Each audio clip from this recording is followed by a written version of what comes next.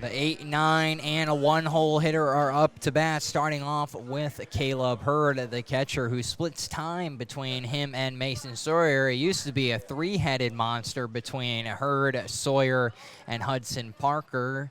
But now Hudson Parker has departed Lima. That will be thrown inside by the pitcher of Dilhoff, as things have started to settle in quite nicely for both teams pitching-wise, not giving up any runs after the first 2 innings. Cade Arn has been a huge help for the Locos. They let him ride it out after getting the bases loaded in the top of the second, and that's exactly what the Locos need to do to conserve their bullpen, and since then has thrown 3 shutout innings. Yeah, I think looking at how that first and second inning went, I was like, okay, we're going to see a lot of pitchers tonight. These starters aren't going to last very long. But their coaches have earned that respect, and they've let them go out and battle it. And each guy doing a tremendous job right now, fighting back and battling well after that one bad inning.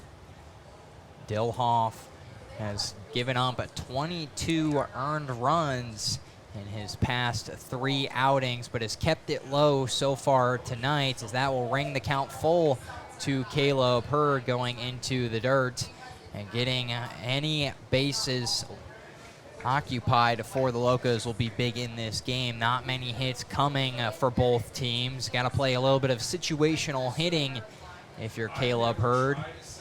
Try to lean back on the pitch if you see something you do not like, as that one will be low in the zone. And the curveball tried to get Hurd to chase, but he'll throw his bat to the dugout and trot over to first. 7th walk of the day, issued by Dilhoff. Now that brings up Kyle Ashworth from Tustin, California, and Long Beach State. And a regular starter for Long Beach State, batted over a .330 this past season, the senior, and a little bit interesting to see what his career will look like after this. The senior might have another year of eligibility remaining. Are you aware of any of the Dirtbag alumni? Not many that I can think off the top of my head, as Wu will get the ball in front of him in the dirt to force Caleb Hurd back to first. Mike Hearn texted us and said some notable dirtbags of LBSU, and I said, that's my favorite team name. I just discovered them like a couple of weeks ago. It's a pretty large, or a pretty good group of people also, Micah. Jason Giambi, Evan Longoria, Jared Weaver, all maybe well before your time, but I would imagine you've heard all 3 of those names. Those are some big names in baseball history, probably at that college as well. As Kyle Ashworth, a swinging strike to even up the count at 2-2 with Caleb Hurd at first. No outs in the bottom of the 4th. Still plenty of game left if you're a Locos fan. No need to panic just yet. I've never seen a panic button up here in this press box. As Kyle Ashworth will foul that one off back behind the third base dugout and nailed it right into the tool shed here at Simmons Field.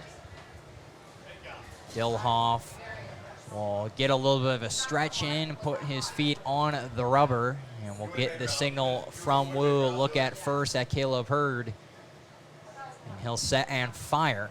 So that will be right down the middle.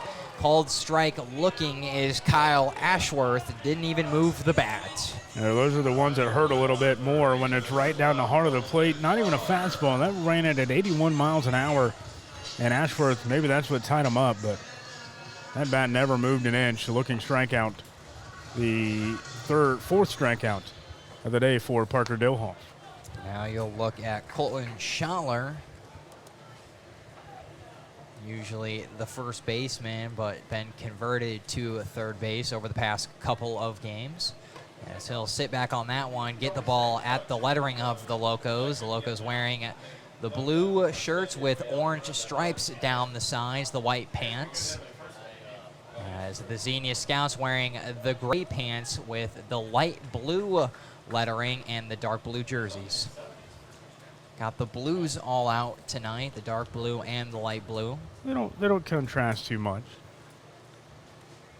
And Dilhoff with the delivery to Schaller gets him to strike.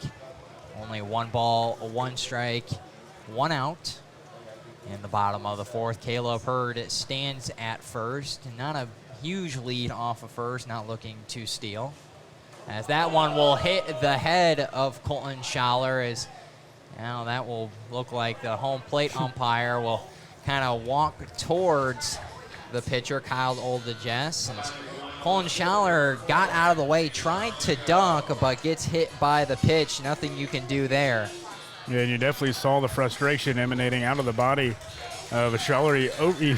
He took the bat over his shoulder and just chucked it. It wasn't even an underhand toss. He just took it over his shoulder, chucked it, took that a long walk down to first. I don't blame him. I don't like being hit in the noggin, especially with a baseball. And luckily it was a curveball, so not going as fast, but still hard to see when you try to avoid it and duck but still get hit. Nothing you can do there, but it's a free base and puts a runner in scoring position. Plattfoot now receives the snap as he will give the fake to Stoller, then run up the middle, as that will be close to the first down, just a couple yards short on third. Yeah, how many first downs have we seen? Just 2 first downs tonight. So, best field position thus far of this evening. So, Riverside has the ball on the Bearcats' 32-yard line. So, third and short, 3rd and 1.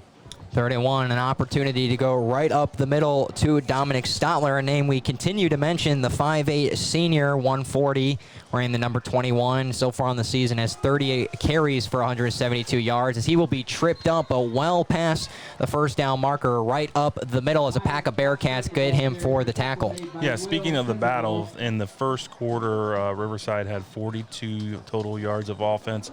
The Spencerville Bearcats had 49 total yards of offense. So it's been a grind back and forth for sure. First down and 10 at the 23, 10 minutes and change on the second quarter. New set of first downs as Plattfoot will be alone in the shotgun. We'll call him or Stoller from left to right. He'll give it to him on the pitch, able to cut back inside to the right and get a little bit of yards. Looked like he was about to get stood up there by number 21, Kyle Heckman, but was able to avoid him on the juke and get up the middle. Nice job by Trevor Whitney, 75. He was the one that pursued down the line. And yet he impresses me the way he hustles and gets down the line. The guy his size, he pursues well, and he makes a lot of tackles. I don't know how many exactly he has on the season. I have to look that up, but he does a good job out there. Plattfoot again alone in the backfield, standing at the 25-yard line as he will throw to the right side on the comeback, but not able to get there is the receiver. And what a tough situation for them, as that will be number 4 for Riverside.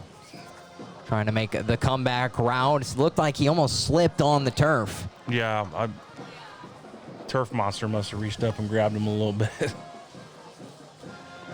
That will occasionally happen. And it is the turf for you as number 4, Nate Kopis, look to try to make the grab, and now Plattfoot will have Stotler to his left, 2 receivers to his right, as he will look and he'll throw to the left side, but well over number 10 of Bryce Kaufman. Yeah, that Bryce Kaufman ran a nice out route there. He was wide open, and quarterback just sailed a little bit over his head. 4th down and 7 for the Pirates. 4th and 7. 4th down and 7, and they will look to go Field for the field goal. An opportunity to be the first to get on the board, as the kicker is Isaac Bender. Did you say he's 1 for 2 on the season? Is that what you said? 1 for 2 Yep. on the season, as he made a 34-yarder last time out. And the hold is good, and the kick up through the uprights, as that will be 3 points for the Pirates, and they will be on the board early. 37-yarder. Exactly where he's been hitting last time was made a 34-yarder, and it looked like he could have even made it by 40 yards. A pretty good kick. He had a nice leg. At first I thought maybe he pulled it a little left. It looked left to me, but it's hard to judge that, from up here. But yeah, he had another 10 in him, I would say. And now Spencerville on the back foot. They are down 3-0 with 9.5 minutes on the clock.